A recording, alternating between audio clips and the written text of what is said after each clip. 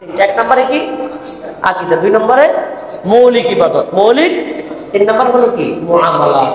দাওয়াত দেওয়ার ক্ষেত্রে আমরা এই তিনটা জিনিস দাওয়াত দিব। আচ্ছা, দাওয়াত দানের গুরুত্ব কি? দাওয়াতটা কেন দিতে হবে? দাওয়াতটা কেন দিতে হবে? দাওয়াত দানের গুরুত্ব কি? দাওয়াত দানের ফজিলতটা কি? দাওয়াত দিতে হবে, দাওয়াত দেওয়াটা এটা আল্লাহ তাআলা মুমিনের জন্য ফরজ করেছেন। মুমিনের জন্য কি করেছেন? ফরজ করেছেন। আল্লাহ রাব্বুল আলামিন পবিত্র কোরআনে 3 নম্বর সূরা আলী ইমরানের 104 নম্বর আয়াতে বলেছেন, ওয়াল তাকুম মিনকুম উম্মাহ, ওয়াল তাকুম মিনকুম উম্মাতুন ইয়াদউনা ইলাল খায়র। আল্লাহ তাআলা বলেন, অবশ্যই তোমাদের মধ্যে একটা দল থাকা উচিত যারা মানুষদেরকে কল্যাণের দিকে ডাকবে। সুবহানাল্লাহ। কিসের দিকে ডাকবে? কল্যাণের দিকে ডাকবে। ইয়ামুরুনা বিল মারুফ, তারা সৎ কাজের আদেশ করবে, ওয়া ইয়ানহাউনা আনিল মুনকার, এবং অসৎ কাজে তারা বাধা দিবে। আল্লাহ তাআলা বলেন, ওয়া উলাইকা হুমুল মুফলিহুন, তারাই হলো সফল কাম। সুবহানাল্লাহ। তাহলে দাওয়াতি কাজ করাটা এটা মুমিনের দায়িত্ব। মুমিনের কি দায়িত্ব? নফল দায়িত্ব না ফরজ দায়িত্ব? ফরজ।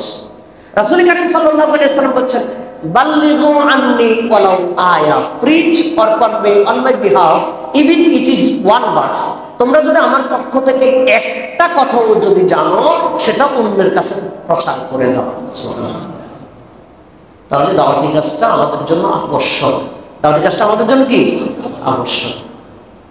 দাওয়াতি কাজের ফায়দা কি? দাওয়াতি কাজ করলে আল্লাহ রাসূল সাল্লাল্লাহু আলাইহি ওয়াসাল্লাম বলেন, নাদদারাল্লাহু ইমরাআন সামিআ মাকালাতি ফাহাফিযাহা ওয়া আওআহা ওয়া আদ্দাহা।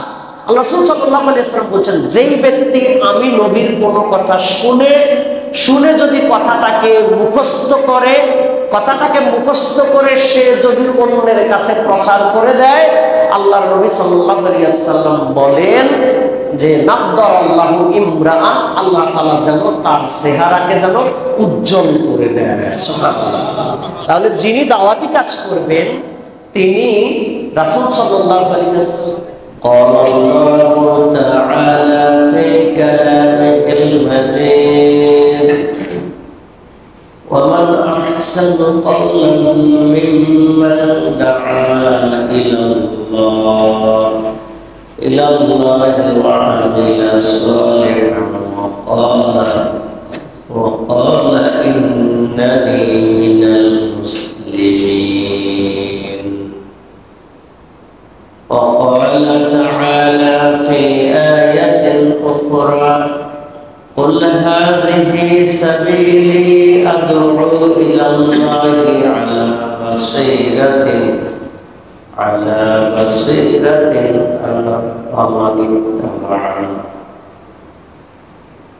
قال رسول الله صلى الله عليه وسلم والذي نفسي بيده لتأمرن بالمعروف ولتنهون عن المنكر أو ليشكن الله أن يبعث عليكم عذابا من عنده ثم لتدعونه ولا يستجاب لكم أو كما قال عليه الصلاة والسلام.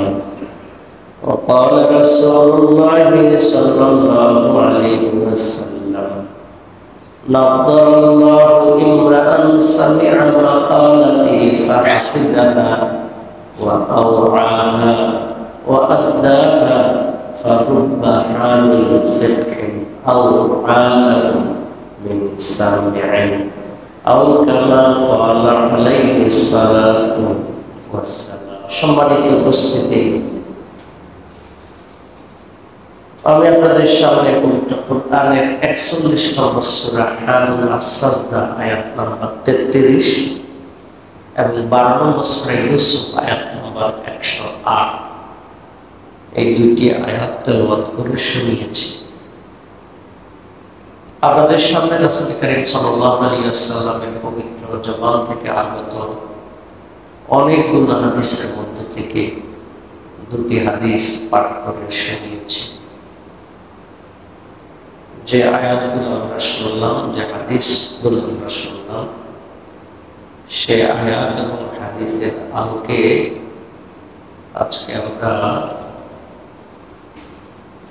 ইসলামী শরীয়তের একটি গুরুত্বপূর্ণ বিধান, ইসলামী শরীয়তের একটি গুরুত্বপূর্ণ অংশ, দাওয়াত ইলাল্লাহ, আল্লাহর দিকে দাওয়াত, আল্লাহর দিকে দাওয়াত।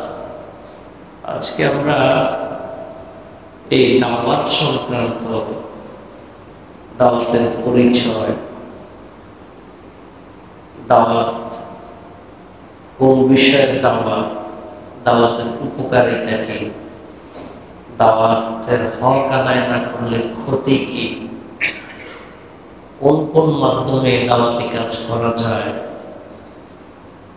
দাওয়াতি কাজের স্তরগুলো কি কি, দাওয়াতি কাজের ক্ষেত্রে এই ধরনের বিরোধিতার সম্মুখীন হতে হয়, আমরা এই কয়েকটি পয়েন্টে দাওয়াতের ব্যাপারে একটু জানার জন্য চেষ্টা করব ইনশাআল্লাহ।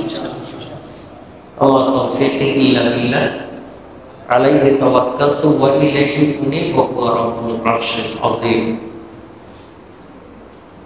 সম্মানিত উপস্থিতি, আল্লাহ রাব্বুল আলামিন পবিত্র কোরআনের 41 নম্বর সূরা আন-নাসর 33 নম্বর আয়াতে বলেছেন, ওয়ামান আহসানু কাওলান মিম্মান দাআ ইলাল্লাহ। তার কথা হচ্ছে আর কার কথা সর্বোত্তম হতে পারে, সবচেয়ে উত্তম কথা কার হতে পারে, তার চেয়ে যে ব্যক্তি মানুষদেরকে আল্লাহর দিকে ডাকে। সুবহানাল্লাহ। যে ব্যক্তি মানুষদেরকে আল্লাহর দিকে ডাকে তার চাইতে উত্তম কথা আর কারো হতে পারে না। যে ব্যক্তি মানুষদেরকে আল্লাহর দিকে ডাকে ও আমিলা সালিহা, এবং সে নিজেও সৎকর্ম করে, ওয়াকালা ইন্নানি মিনাল মুসলিমিন, এবং সে বলে নিশ্চয় আমি মুসলিমদের একজন, নিশ্চয় মুসলিমদের একজন, এটা সে বলিষ্ঠতার সহকারে উচ্চারণ করে। যে ব্যক্তি বলিষ্ঠতা সহকারে নিজের মুসলিম পরিচয় দেয়, নিজের যেই দিকে আহ্বান করে সে আহ্বানের মতো সে নিজে কাজ করে, এবং মানুষদেরকে দিকে যদি আল্লাহর দিকে ডাকে, আল্লাহ তাআলা বলছেন তার কথা হচ্ছে আর কারো কথা উত্তম হতে পারে না।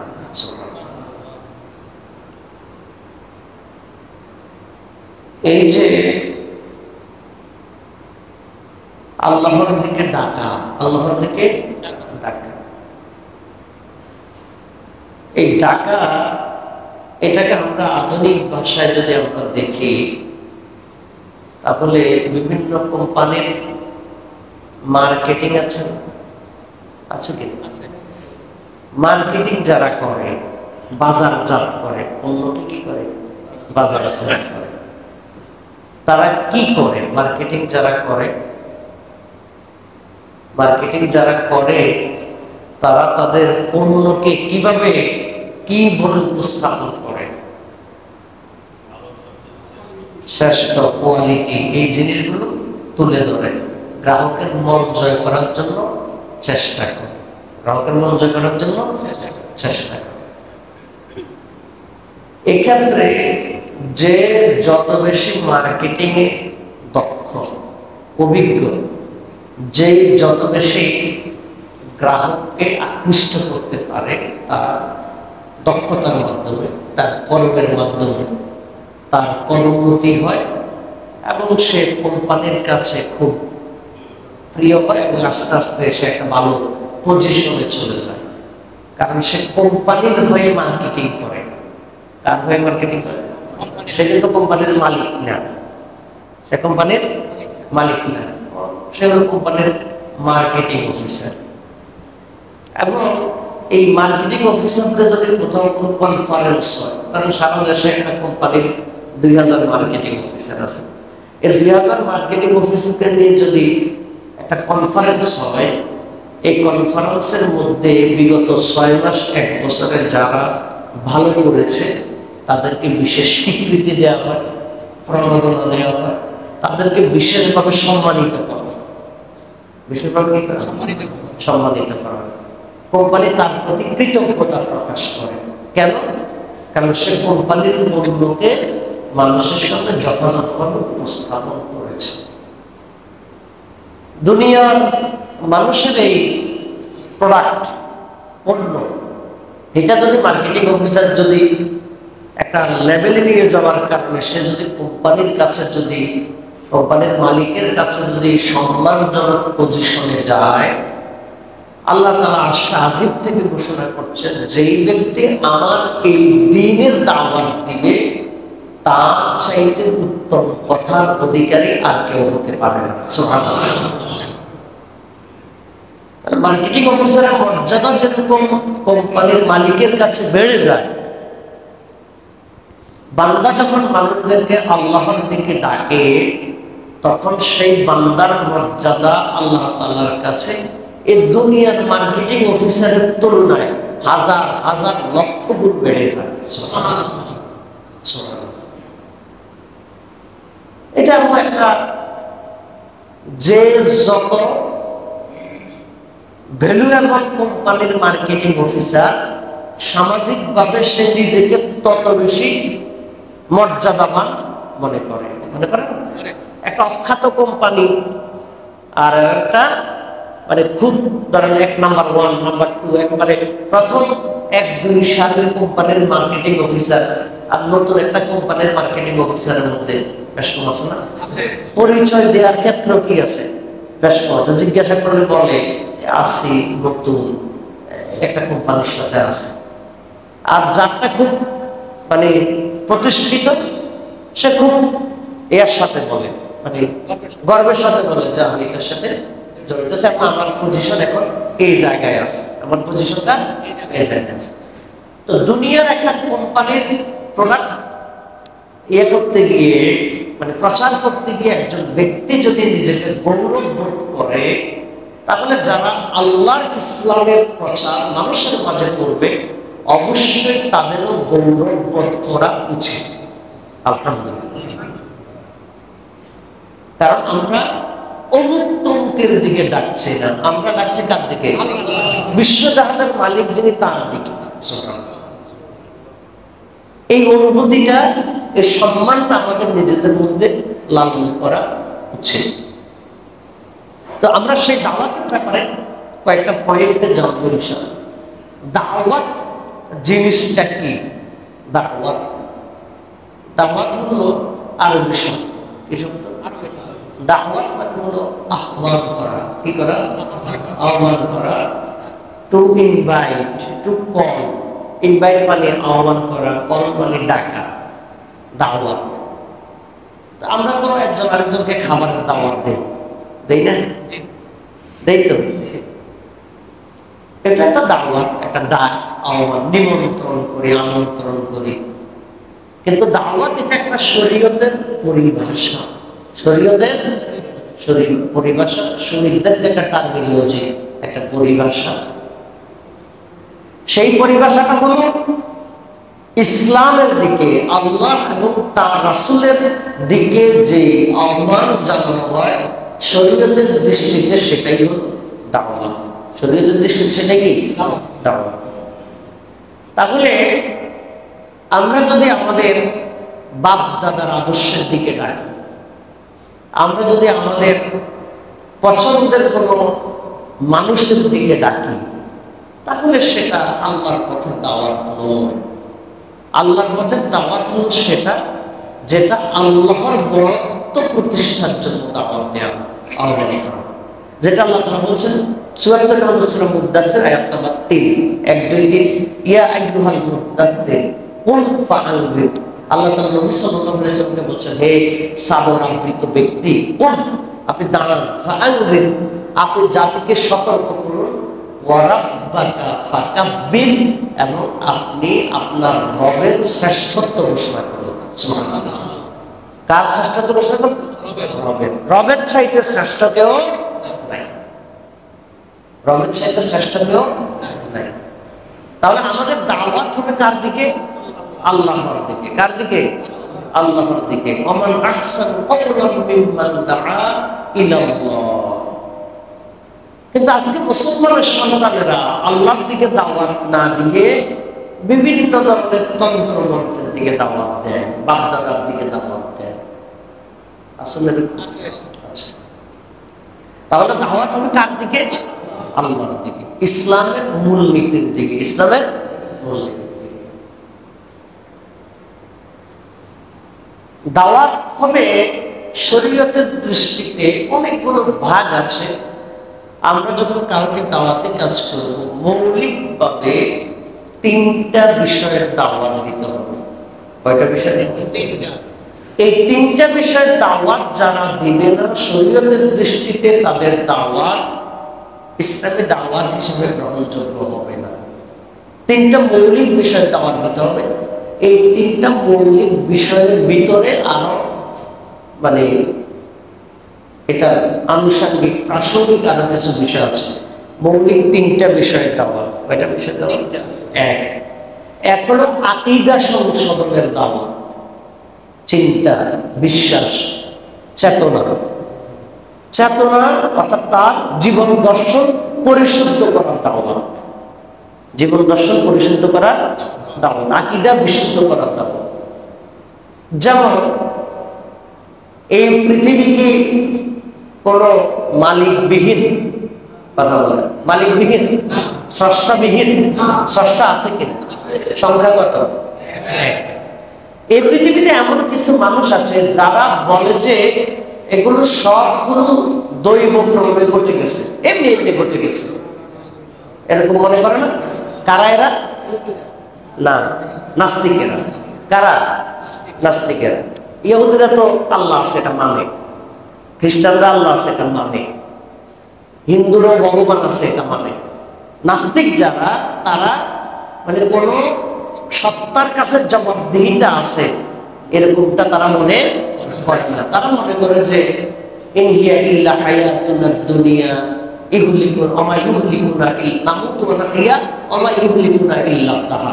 তারা বলে যে এখানে এটাই দুনিয়ার জীবন, এখানেই আমরা মরি, এখানেই আমরা বাঁচি, আমরা মাটির সাথে মিশে যাই, এরপরে আর কিচ্ছু নেই। এরা কারা বলে? নাস্তিক। তাহলে তারা এই পৃথিবীটাকে স্রষ্টাহীন মনে করে। কি মনে করে? স্রষ্টাহীন। আর যারা ধর্ম মানে, ধর্ম মানতে গিয়ে কেউ কেউ আছে অনেক স্রষ্টা অনেক দেবতায় বিশ্বাস করে, অনেক স্রষ্টা অনেক দেবতায় বিশ্বাস করে। যেমন খ্রিস্টানরা বিশ্বাস করে ট্রিনিটি, ত্রিত্ববাদ। তারা বলে যে আল্লাহ হলো প্রথম খোদা, মারিয়াম আলাইহিস সালাম হলো দ্বিতীয় খোদা, ঈসা হলো তৃতীয় খোদা। তাহলে ত্রিত্ববাদে বিশ্বাস করে। কিসে বিশ্বাস করে? ত্রিত্ববাদে, তিন খোদায় বিশ্বাস করে। হিন্দু যারা, তারা আছে অনেক দেবতায় তারা বিশ্বাস করে। তারা মনে করে যে মানে বিদ্যার জন্য একজন দেবতা আছে, রিজিকের জন্য একজন দেবতা আছে, তারপরে কোনো সুস্থতা অসুস্থতার জন্য একজন দেবতা আছে। এই জন্য তাদের এক একটা দেবতা কিন্তু আলাদা। তাদের যখন রিজিকের দরকার হয় তখন তারা দুর্গাকে ডাকে। কাকে ডাকে?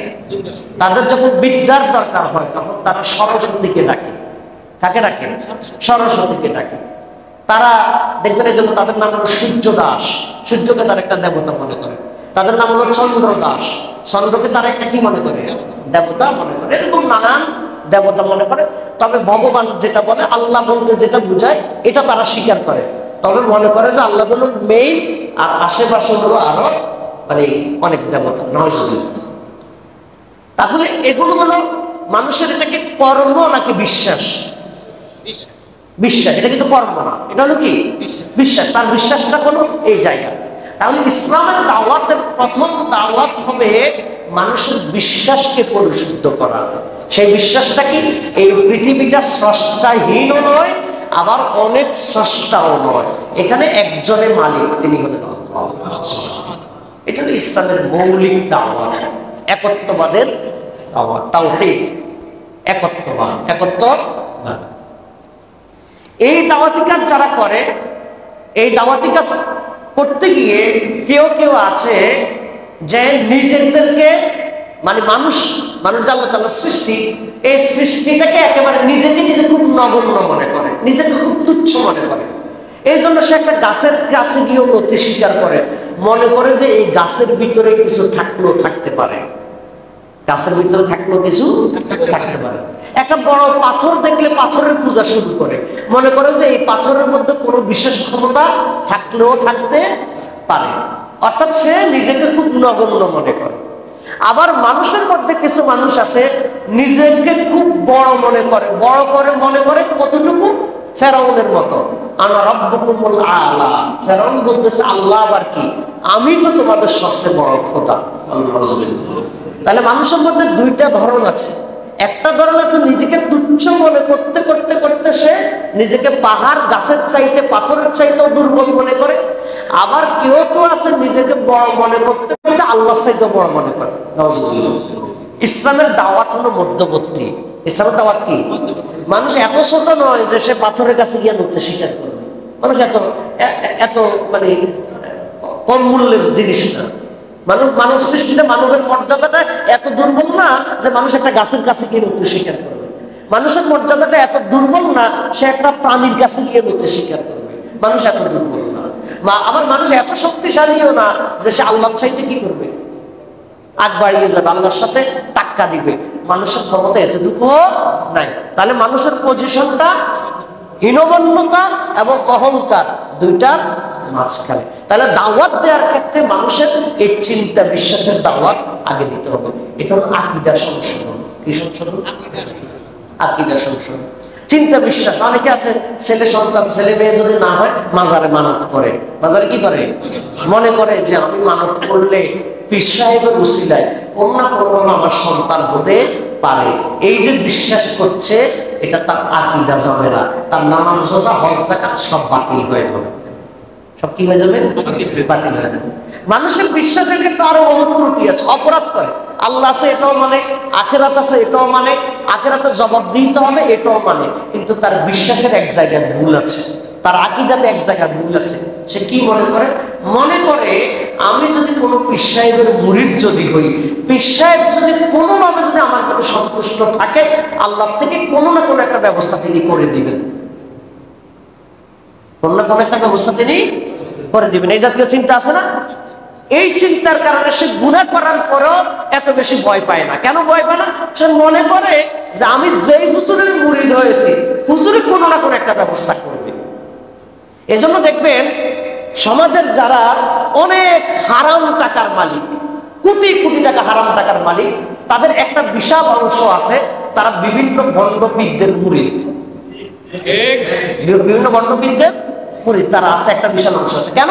তারা বছরে একবার দুইবার গিয়ে পীর সাহেবের কিছু নজর নিয়ে আসবে, মনে করে যে এক বছরে যা কামাইছি হুজুরে কিছু পার্সেন্টেজ দিয়ে দিলাম, আমার বাকিটা হুজুর ম্যানেজ করে দিবে। এই জাতীয় বিশ্বাস আছে নাকি নাই? এবং উচ্চ শিক্ষিত লোকদের মধ্যে আছে। এবং এই যে চিন্তাটা, এই চিন্তাটা যে ধোঁকাবাজির চিন্তা এরকম না।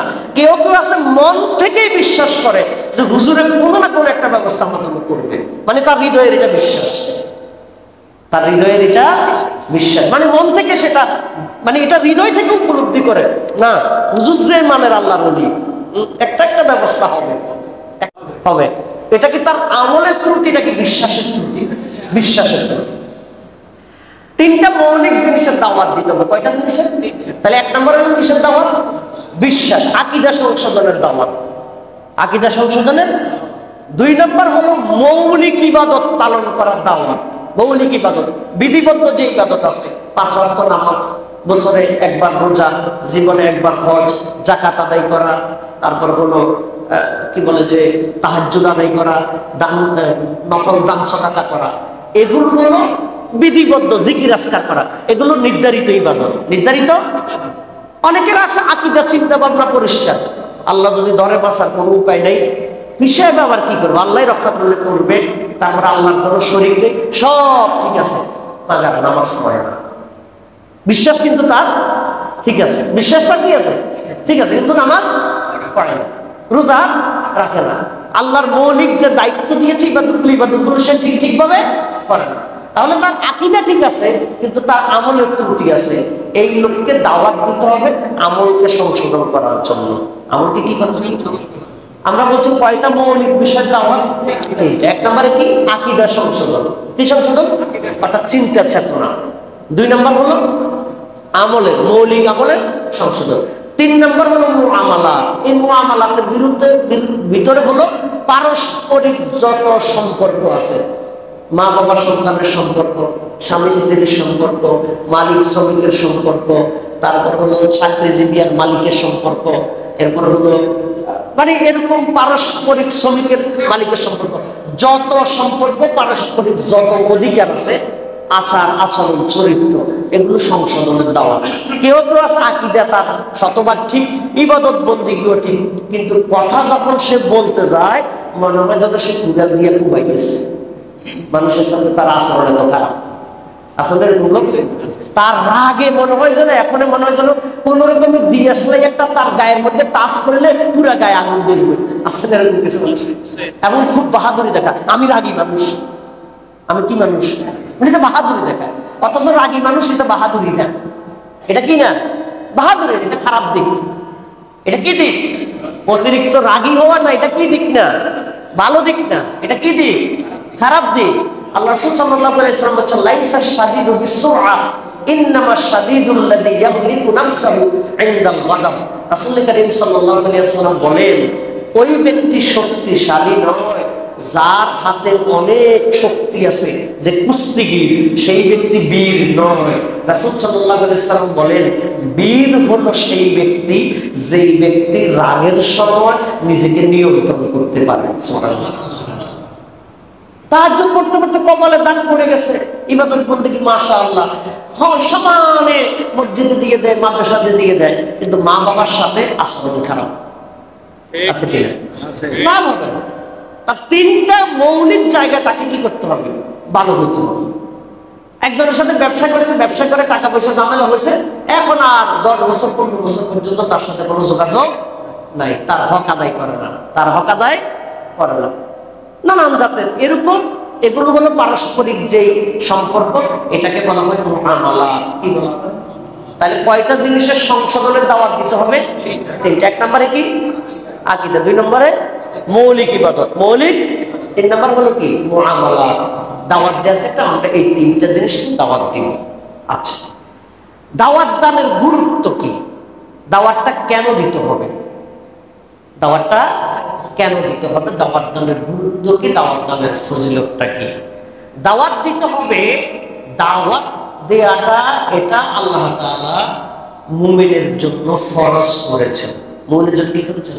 ফরজ করেছেন। আল্লাহ রাব্বুল আলামিন পবিত্র কোরআনে 3 নম্বর সূরা আলী ইমরানের 104 নম্বর আয়াতে বলেছেন, ওয়াল তাকুম মিনকুম উম্মাহ, ওয়াল তাকুম মিনকুম উম্মাতুন ইয়াদউনা ইলাল খায়র। আল্লাহ তাআলা বলেন, অবশ্যই তোমাদের মধ্যে একটা দল থাকা উচিত যারা মানুষদেরকে কল্যাণের দিকে ডাকবে। সুবহানাল্লাহ। কিসের দিকে ডাকবে? কল্যাণের দিকে ডাকবে। ইয়ামুরুনা বিল মারুফ, তারা সৎ কাজের আদেশ করবে, ওয়া ইয়ানহাউনা আনিল মুনকার, এবং অসৎ কাজে তারা বাধা দিবে। আল্লাহ তাআলা বলেন, ওয়া উলাইকা হুমুল মুফলিহুন, তারাই হলো সফলকাম। সুবহানাল্লাহ। তাহলে দাওয়াতি কাজ করাটা এটা মুমিনের দায়িত্ব। মুমিনের কি দায়িত্ব? নফল দায়িত্ব না ফরজ দায়িত্ব? ফরজ।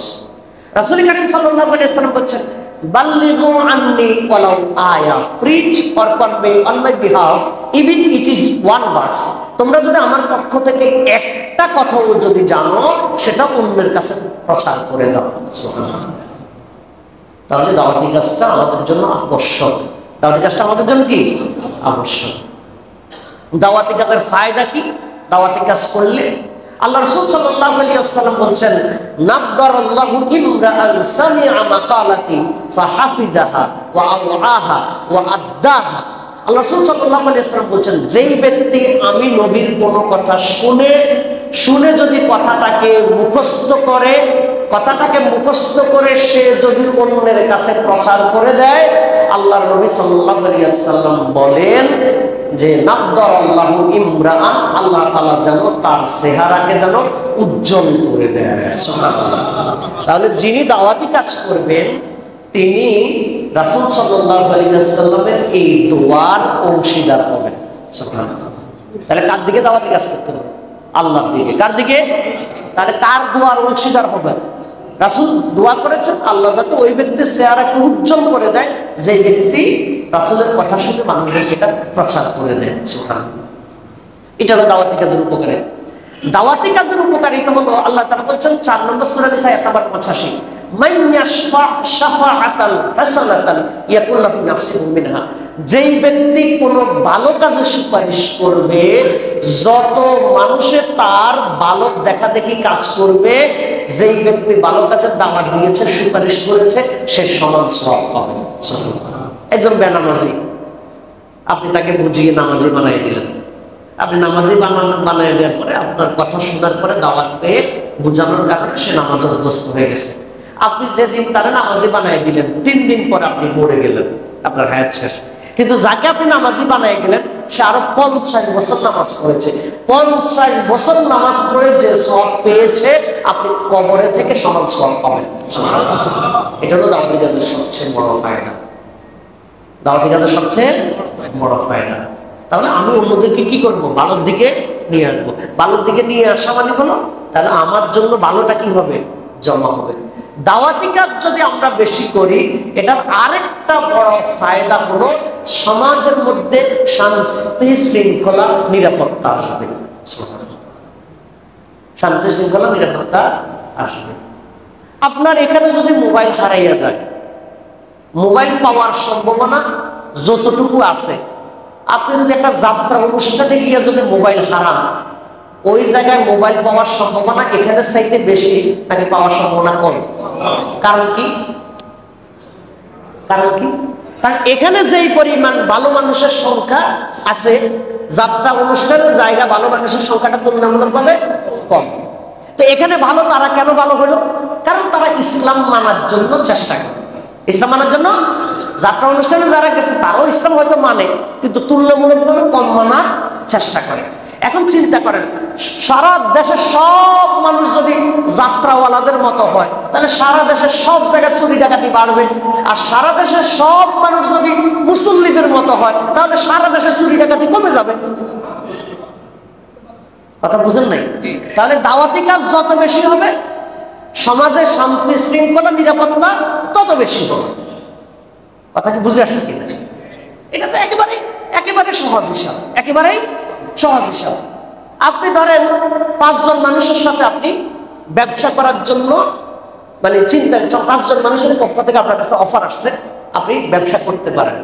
5 জনের মধ্য থেকে যে তুলনামূলকভাবে একটু ইসলাম বেশি মানার জন্য চেষ্টা করে, আপনি দেখবেন আপনার মনটা তার দিকে একটু বেশি আকৃষ্ট হবে, নিরাপত্তার জন্য, আমানতদারিতার জন্য। সেও ধোঁকাবাজি করতে পারে, ভুল করতে পারে, অপরাধ করতে পারে, কিন্তু আপনার মনের টান যেটা টানবে, মনে করবেন যে আমানতদারিতার দিক থেকে বাকি 60 জনের চাইতে তারটা একটু বেশি আস্থা রাখা যায়। কেন রাখা যায়? কারণ যে যতটুকু ইসলাম মানবে, তার মধ্যে তত বেশি আমানতদারিতা তৈরি হবে। কথা কি বুঝতে পারছি কিনা? তাহলে দাওয়াতি কাজের ফায়দা হবে কি? ভালো একটা শান্তি শৃঙ্খলার পরিবেশ তৈরি হবে। আমরা অনেকে জানি, অনেকে জানিও, মানে জেনেও আমরা জানি না। চোখ থাকতে অন্ধ, চোখ থাকতে অন্ধ। মনে রাখবেন যে কোনো জায়গার মধ্যে ইনস্ট্রুমেন্ট, আপনার উপাদানের চাইতে ম্যানেজমেন্টটা জরুরি। উপাদানের চাইতে কোনটা বেশি জরুরি?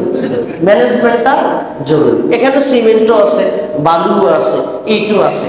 সিমেন্ট, বালু, ইট এটা দিয়ে কখনো বিল্ডিং তৈরি হবে না যতক্ষণ পর্যন্ত একজন লোকে এটারে ম্যানেজিং না করবে। এবং ম্যানেজার, পরিচালক যত দক্ষ হবে, কাজটা তত ভালো হবে, কাজটা তত ভালো হবে। জাস্ট বুঝার জন্য, এবার রমজানে আমরা ধরেন দ্রব্যমূল্যের দিক থেকে, বিদ্যুতের দিক থেকে অন্য সময়ের চাইতে একটু কিছু ভালো ফ্যাসিলিটি আমরা পাইছি কিনা? এই 1 মাসের মধ্যে, 2 মাসের মধ্যে কি দেশ কি আলাদিনের চেরাগ পেয়েছে? এটা কেন হলো? জাস্ট হলো ম্যানেজমেন্ট। জাস্ট কি? এটা দ্বারা বোঝা যায় মানুষকে পরিচালনার জন্য ম্যানেজমেন্ট যত সৎ হবে, যত আল্লাহ বলা হবে, মানুষ তত বেশি নিরাপত্তা পাবে। ম্যানেজমেন্ট যত খারাপ হবে, আপনি যত তাহাজ্জুদ পড়ুয়া হন, আপনার জীবনে আপনি শান্তি পাবেন না। কারণ দক্ষ সব ম্যানেজমেন্ট যে করবে সে চুরি করে আপনার জীবন কি বাজাই দিবে, 12টা বাজাই দিবে। কথা কি বুঝাইতে পারছে কিনা? এই জন্য ইসলামটা আমরা অনেকে বুঝি না। আমরা মনে করি যে ইসলাম শুধুমাত্র নামাজ রোজার জন্য আসছে না, ইসলাম গোটা জীবনটাকে জান্নাতি একটা পরিবেশ দিতে চায়। সুবহানাল্লাহ। এবং যেই যুগে ইসলাম মানুষদেরকে নেতৃত্ব দিয়েছে, সেই যুগের মানুষেরা দুনিয়াতে থেকে জান্নাতের সুখ পেয়েছে, তারা নিরাপত্তা পেয়েছে। কিন্তু আমরা তো এখন এগুলো কল্পনাও করতে পারি না। তো বলছিলাম যে দাওয়াতি কাজ যদি প্রতিষ্ঠিত হয়, তাহলে সমাজের মধ্যে শান্তি শৃঙ্খলার পরিমাণ বাড়বে। দাওয়াতি কাজ যদি আমরা না করি, আমাদের ক্ষতি কি হবে? রাসূল সাল্লাল্লাহু আলাইহি ওয়াসাল্লাম বলেছেন, ওয়াল্লাযী নাফসি বিয়াদিহি, আমি মুহাম্মদের প্রাণ যে আল্লাহর হাতে, সে আল্লাহর কসম দিয়ে তোমাদেরকে বলছি, অবশ্যই তোমাদের দায়িত্ব হলো অবশ্যই তোমরা সৎ কাজের আদেশ করবে, অসৎ কাজের নিষেধ করবে। এটা তোমাদের দায়িত্ব। সৎ কাজের আদেশ, অসৎ কাজের নিষেধ যদি না করো, এই দাওয়াতি কাজ যদি না করো, আল্লাহ তোমাদের উপরে নানান জাতের আযাব বিপদ দিবে। এরপরে তোমরা দোয়া করবা, তোমাদের দোয়াও কবুল হবে না। এই যে ফিলিস্তিনের এত মাইর খাইতেছে 75 বছর ধরে, দোয়া কি কম হয়? কথা বল, দোয়া কি কম হয়? দোয়া যাই করি, দোয়া যাই করি। কারণ আমরা শুধু দোয়া নিয়েছি। এই অন্যায়কে মোকাবেলা করার মতো যে একটা শক্তি দরকার শাসকরা যে মাথা তুলে, ওই যে জালিমদের বিরুদ্ধে যে একটা মাথা তুলে কথা বলবে, মুসলিম শাসকদের তো অনেক সেই হিম্মত নাই, কি নাই? সেই হিম্মত নাই, সে মানসিকতাই নাই। গোলামি করতেছে, আমেরিকার গোলামি করতেছে, ইহুদিদের গোলামি করতেছে। সাহস করে যে কথা বলবে, এই মানসিক হিম্মত তাদের নাই। তারা আমাদের দোয়া শুনে হাসে আর কি, টিটকারি করে, তোরা সারা জীবন দোয়াই করবি, আর কিছু করতে পারবি না। এটা আমাদের জন্য লজ্জা, আমাদের জন্য কিসের? সুতরাং দাওয়াতি কাজ করা এটা শুধুমাত্র আপনার আমার জনপদের জন্য, এটা গোটা বিশ্বের জন্য, মুসলিমদের জন্য দাওয়াতি কাজ করে মুসলমানদের শক্তি অর্জন করাটা, এটা মুসলমানদের জন্য ফরজ। মুসলমানদের জন্য কি? কিন্তু আমরা তো কোন রকমে যদি মসজিদ একটা প্রতিষ্ঠা করতে পারি, কোন রকমের মাদ্রাসা যদি 200 ছাত্রছাত্রী যদি হাজির হয়ে যায়, আমরা মনে করি যে মাশাআল্লাহ ইসলামের মহান খেদমত হয়ে গেছে।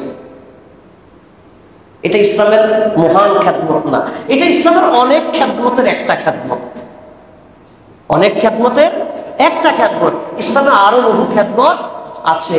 আপনার নফল নামাজের চাইতে, আপনি নফল নামাজ পড়তেছেন, এমন সময় দুইজন লোকে মারামারি করছে, আপনার জন্য কোনটা জরুরি আপনি জানেন ইসলামের দৃষ্টিতে? নফল নামাজ জরুরি নাকি না মারামারি ছুটানো জরুরি? কিন্তু আমাদের সমাজে কেউ যদি এরকম নামাজ ছেড়ে দিয়ে যদি মারামারি ছুটাইতে যা, অনেক লোকে বলবো যে তার ইমান নষ্ট হয়ে গেছে, নামাজ ছেড়ে দিছে, বলে ফেলবে। অথচ ইসলামের দৃষ্টিতে তার নফল নামাজের চাইতে মারামারি ছুটানোটা কি জরুরি। আমরা এটা অনেক ইসলামের খেদমত মনে করি না, অনেকে এটা ইসলাম কি মনে করি না, খেদমত মনে করি না। এই যে মানুষের জীবনে স্বস্তি দেয়া, মানুষের জীবনে নিরাপত্তা দেয়া, এটা তো আপনার হাজার হাজার লক্ষ টাকার দান সদাকার চাইতেও বেশি সওয়াবের কাজ। সুবহানাল্লাহ। আমরা এটা অনেকে বুঝি না, মানুষের মাঝে মীমাংসা করা একটা সওয়াবের কাজ। তা আল্লাহ রাসূল বলেছেন, তোমরা যদি দাওয়াতি কাজ না করো, আল্লাহ তোমাদের উপরে কি দিবে? আযাব দিবে, গজব দিবে। এরপরে তোমরা দোয়া করবে, তোমাদের দোয়াও কবুল হবে না। তাহলে দাওয়াতি কাজ না করার ক্ষতি আমরা বুঝতে পারলাম। দাওয়াতি কাজ না করার ক্ষতি আল্লাহ রাসূল একটা হাদিসের মধ্যে বলছেন। আল্লাহ রাসূল সাল্লাল্লাহু আলাইহি ওয়াসাল্লাম বলেছেন, যারা দাওয়াতি কাজ করে না, অন্যায়ের বাধা দেয় না, তাদের উদাহরণ হলো 2 তলা বিশিষ্ট একটা জাহাজ। কয় তলা বিশিষ্ট? 2 তলা একটা বিশিষ্ট জাহাজ, এটা হাদিসে আছে। জাহাজের পানির ব্যবস্থা করা হলো উপরের তলায়, মানে ব্যবহারের বা যে কোনো প্রয়োজনীয় পানির ব্যবস্থা হলো উপরের তলায়। নিচতলার লোকেরা 2-1 বার উপরের তলায় পানির জন্য যাওয়ার কারণে উপরের লোকেরা বিরক্তি প্রকাশ করছে, বারবার আসা ডিস্টার্ব করো, এখানে মানে একটা বকাঝকা করছে। নিচতলার লোকরা বলতেছে যে পানির মধ্যেই তো আমরা আছি, এরা উপরে থেকে আমাদের সাথে বাহাদুরি করে, দাঁড়া পানি লাগবে কত। এখন নিচতলার লোকেরা কুড়াল একটা দিয়ে জাহাজের নিচতলা ছিদ্র করতেছে, মানে পানি কত লাগবে, কত পানি লাগবে, জাহাজের নিচতলা কি করতেছে। এখন দোতলার লোকেরা যদি বলে নিচতলার লোকেরা নিচতলা ছিদ্র করে, আমাদের আর সমস্যা কি? হাদিস কিন্তু উপরের তলার লোকেরা যদি বলে যে নিচতলা ওনারা জাহাজ ছিদ্র করে, এটাতে আমাদের সমস্যা কি? আমরা তো দোতলায় আছি। এই দোতলার লোকেরকে আক্কলওয়ালা নাকি বেআক্কেল? কারণ কি? কারণ জাহাজ যখন ডুববে সবাইকে নিয়েই ডুববে, হয় 10 মিনিট আগে পরে হবে। প্রথম তলাটা হয়তো 10 মিনিট আগে ডুববে, দ্বিতীয় তলাটা 10 মিনিট পরে ডুববে। ডুববে তো শিওর, ডুববে তো শিওর। এখন আমাদের সমাজে ইয়াবার ব্যবসা চলে। আমি বলতেছি আমি কিচ্ছু করি না, আমার ছেলে ফ্রেশ, আমার বাতিজা ফ্রেশ, আমার নাতি ফ্রেশ, অমুকে করুক, সমস্যা কি? আরে বাবা, অমুকে ব্যবসা করতে করতে সে কাস্টমার বাড়াইবে না? কথা বল, কাস্টমার বাড়াবে কিনা? কয়দিন পরে কাস্টমার কারে বানাবে? আমার ছেলের কাস্টমার বানাবে, আমার ছোট ভাইকে কাস্টমার বানাবে, বানাবে কিনা? এই জন্য আল্লাহ সাল্লাল্লাহু আলাইহি ওয়াসাল্লাম বলছেন, অন্যায় হতে দেখলে অন্যায়কে বাধা দেয়া এটা মুমিনের উপরে ফরজ। মনের উপরে কি ফরজ? আচ্ছা, বাধা দিলেই কি সব অন্যায় বন্ধ হয়ে যায়? হয় না। কিন্তু আপনি দেখবেন বাচ্চারা যে দুষ্টামি করে, যেই বাবা বাচ্চা দুষ্টামি করার কারণে তারা মারতেছে, বকাঝকা করতেছে, ওই বাবা ওই বয়সে কি ওই দুষ্টামি করে নাই? করছে কিনা? তাহলে বাবা নিজেদের বাচ্চারা ধমক দেয়। বাচ্চাকে ধমক দেওয়ার পরেও সে দুষ্টামি করবে, এটাই বাচ্চার থিওরি, এটাই তার মানে তার গড়ে ওঠাটা এইভাবে। তারপরে বাবার কাজ হলো তাকে ধমক দেওয়া, নিয়ন্ত্রণ করা। এই নিয়ন্ত্রণটা করতে করতে করতে করতে সে যখন বাবা হবে তখন সে তার ছেলেকে ধমক দিবে। আমি করতাম, তোর দাদা আমার ধমক দিত, আমি এখন বুঝছি, আমি এখন বুঝছি। কিন্তু আপনি যদি তারে কোনো নিয়ন্ত্রণ না করেন, কয়েকদিন পরে সে বাবা হবে, তার ছেলে অন্যায় করবে, সে কিচ্ছু বলবে না, সে কিছু বলবে না। এই যে অন্যায় বাধাহীন ভাবে যদি চলতে থাকে, তখন সমাজে একটা সময় অন্যায় কি হয়ে যায়? প্রতিষ্ঠিত হয়ে যায়, এস্টাবলিশ হয়ে যায়। আপনি দেখবেন যেই কোনো অপরাধ একদিনে কখনো অপরাধ এস্টাবলিশ হয় না। অপরাধ করতে করতে করতে করতে একটা পর্যায়ে এটা কি হয়ে যায়? এস্টাবলিশ হয়ে যায়। কি হয়ে যায়? এস্টাবলিশ হয়ে যায়। আজ থেকে 30-40 বছর আগে আমাদের মা বোনেরা এখন যেভাবে খোলামেলা চলে, আজ থেকে 30-40 বছর আগে এভাবে চলতো? একদিনে শুরু হয়েছে। এই যে এখন আবার কিছুটা কমছে একটা জিনিস, হাফ প্যান্ট পরার সংস্কৃতি। যুবক ছেলেরা কি পরার সংস্কৃতি? হাফ প্যান্ট পরার সংস্কৃতি হাটে বাজারে। এগুলো আজ থেকে 20-30 বছর আগে এত ছিল না। ইদানিং কালে মানে 2-4 বছর আগে একটু বেশি বেড়ে গেছে। এখন মনে হয় যেন আবার কিছুটা কমতেছে দেখতেছি, কারণ কিছু জায়গায় এখন দমক টমক দেয়, শরম টরম পায়। একটা সময় এই শরমটা পেত। তার মানে অন্যায় কেউ না কেউ করতেই পারে। আপনার আমার কাজ হলো অন্যায়টাকে যতটুকু নিয়ন্ত্রণ করার চেষ্টা করা। নিয়ন্ত্রণ করার চেষ্টা করলে অন্তত অন্যায় সে টোটালি বাদ না দিল, তার ভিতরে একটা ধাক্কা লাগবে। ধাক্কাটা কি? যে অন্যায় অবাধে করা যাবে না। কথা কি বুঝতে পারছি? তাহলে দাওয়াতি কাজ করাটা না করলে আমাদের কি আছে? ক্ষতি আছে। আখেরাতে আমাদেরকে জাহান্নামে জ্বলতে হবে দাওয়াতি কাজ যদি আমরা না করি। তাহলে দাওয়াতি কাজের উপকার আমরা বুঝলাম, দাওয়াতি কাজের ক্ষতি বুঝলাম। দাওয়াতি কাজের মাধ্যম কি? দাওয়াতি কাজের মাধ্যম এই যে আমরা ধরেন জুমার খুতবায় কথা বলছি, এটা একটা দাওয়াতি কাজের মাধ্যম।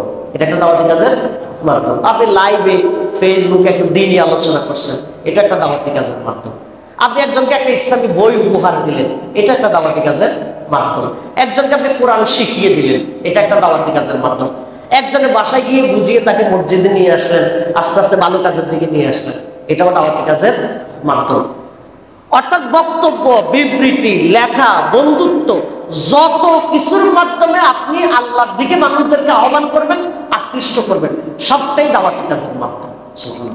তবে কার দিকে? কার দিকে? ভালো করে বুঝতে হবে। কোনো দলের দিকে না, কিন্তু কোনো দলের দিকে না, ভালো করে বুঝতে হবে। আপনি দল করাটা নিষেধ না, কিন্তু ডাকবেন দলের দিকে নাকি আল্লাহর দিকে? দল এটা হলো একটা জাস্ট প্রতিষ্ঠান। আপনার দায়িত্ব হলো লেখাপড়া করা। এখন তো আপনি ঢাকা বিশ্ববিদ্যালয়ে ভর্তি হবেন, নাকি চট্টগ্রাম বিশ্ববিদ্যালয়ে ভর্তি হবেন, নাকি আমেরিকার ইউনিভার্সিটিতে ভর্তি হবেন, এটা হলো আপনার যোগ্যতা, মেধার উপরে নির্ভর করবে। কিন্তু আপনার মূল কাজ হলো লেখাপড়া। মূল কাজ কি? তাহলে প্রতিষ্ঠান কি গুরুত্বহীন নাকি গুরুত্ব আছে? গুরুত্ব আছে। তবে বেশি গুরুত্ব কোনটা, লেখাপড়ার নাকি প্রতিষ্ঠানের? বেশি গুরুত্ব হলো লেখাপড়া। ঠিক একইভাবে আমরা দাওয়াতি কাজ করবো কার দিকে? আল্লাহর দিকে। কার দিকে? দল, সংগঠন, প্রতিষ্ঠান এটা হলো জাস্ট একটা মাধ্যম। দাওয়াত হবে কার দিকে? আল্লাহর দিকে। দাওয়াত হবে নিজের লোকদের মধ্যে, নিজের লোকদের মধ্যে, বন্ধু বান্ধবের মধ্যে। আল্লাহ রাসূল সাল্লাল্লাহু আলাইহি ওয়াসাল্লাম আবু বকরকে দাওয়াত দিয়েছেন। আল্লাহ রাসূল সাল্লাল্লাহু আলাইহি ওয়াসাল্লাম নিজের চাচাতো ভাই ছোট্ট কিশোর আলী রাদিয়াল্লাহু তাআলাকে দাওয়াত দিয়েছেন। আল্লাহ রাসূল সাল্লাল্লাহু আলাইহি ওয়াসাল্লাম নিজের ঘরে স্ত্রী খাদিজা রাদিয়াল্লাহু তাআলাকে দাওয়াত দিয়েছেন। সুবহানাল্লাহ। দাওয়াত হবে তাহলে কোথায়? ঘরে। কোথায়? দাওয়াত হবে বন্ধু বান্ধবের মাঝে। কাদের মাঝে? বন্ধু বান্ধবের মাঝে। দাওয়াত হবে রাষ্ট্রীয় শাসকের কাছে, শাসককে দাওয়াত দিতে হবে। মুসা আলাইহিস সালাম কার কাছে দাওয়াত দিয়েছে? ফেরাউনের কাছে। কার কাছে? আল্লাহ তাআলা বলেন ইযহাব ইলা ফিরআউনা ইন্নাহু তাগা। মুসা যাও ফেরাউনের কাছে, যাও, গিয়ে তার দাওয়াত দাও। মুসা আলাইহিস সালাম বলতেছে ফেরাউনের সাথে তো আমার বহুত ঝামেলা আছে, আমি গেলে আমার যদি সে মেরে ফেলে, আমার মধ্যে একটু খটকা খটকা লাগতেছে। আল্লাহ তাআলা বলছেন যত কিছুই হোক তোমার দায়িত্ব হলো দাওয়াত দেওয়া। সুবহানাল্লাহ। তো আজকে শাসক যারা, তারা কি ফেরাউনের সাথে বড় নাকি? তাহলে দাওয়াত দিতে হবে। কি দিতে হবে? মানবে না মানবে এটা তার ব্যাপার, আপনার আমার দায়িত্ব হলো কি দেয়া? দাওয়াত দেয়া।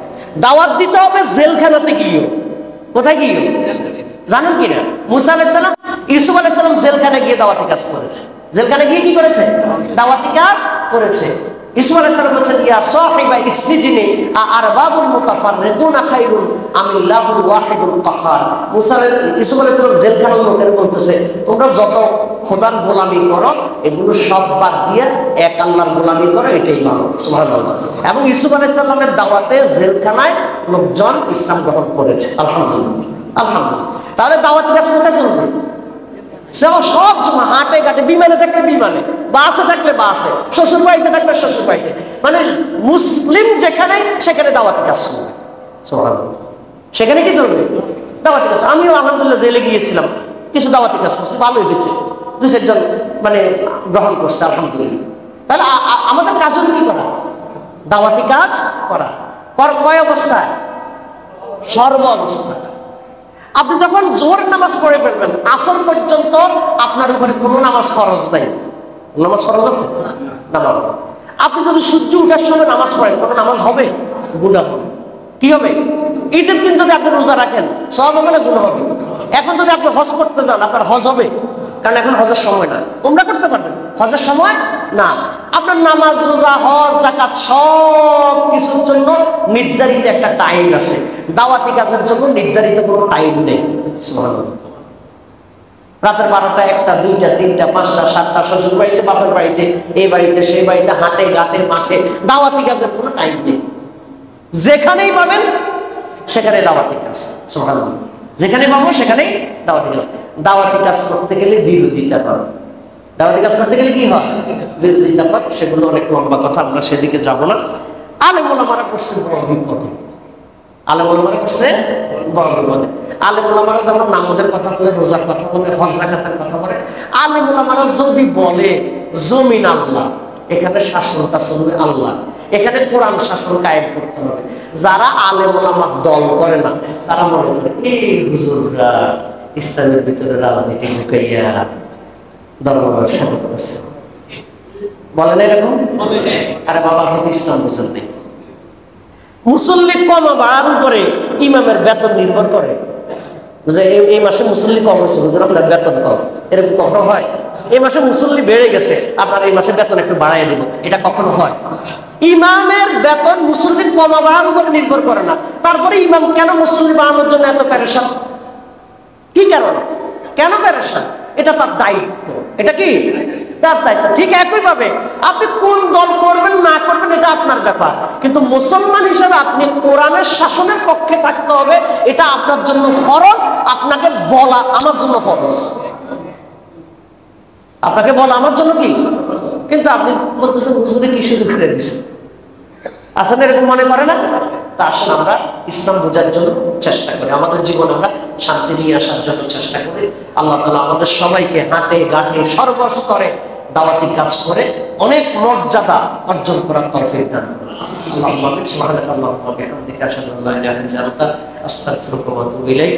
আসসালামু আলাইকুম ওয়া রাহমাতুল্লাহি ওয়া বারাকাতুহু।